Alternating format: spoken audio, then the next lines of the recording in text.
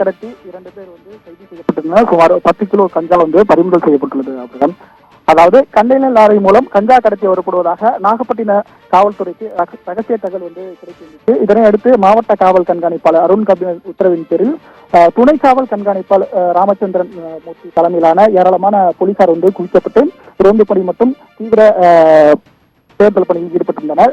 இந்த நிலையில் சிக்கல் பைபாஸ் சாலை, அதிமுக மாவட்ட அலுவலகம் அருகிலும், வாஞ்சூர் செக்போஸ்ட், வலியுறும் தேசிய பாலிடெக்னிக் பகுதி உள்ளிட்ட 5 இடங்களில் வந்து போலீசார் வந்து தீவிர வாகன சோதனைகளில் வந்து ஈடுபட்டிருந்தாங்க.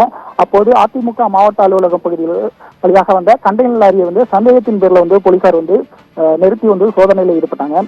அப்போது அந்த அங்கிருந்த அதுல வந்து நாகை மருந்து கொத்தளை தெருவை சேர்ந்த பவுன்ராஜ் மகன் வந்து சுரேஷ்குமாரும், ரவி மகன் வந்து மணிகண்டன் ஆகிய 2 பேரை வந்து போலீசார் கைது செஞ்சு பிடித்து விசாரணை மேற்கொண்ட போது அவர்கள் கண்டெய்னர்ல இருந்து 10 கிலோ கஞ்சா மறைத்து எடுத்து வந்து தெரிய வந்துள்ளது.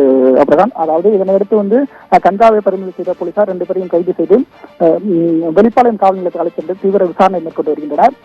அதாவது மேலும் வந்து லாரி வந்து திறந்து அங்க சோதனை செஞ்சாங்க.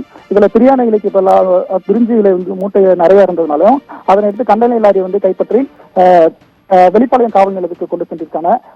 தற்போது வந்து காவல்துறையினர் மேலும் அதுல வந்து ஏதாவது கஞ்சா இருக்கிறதா என தீவிர சோதனையில் ஈடுபட்டு வராங்க. அவர்கள் தகவலுக்கு நன்றி சீனிவாசன்.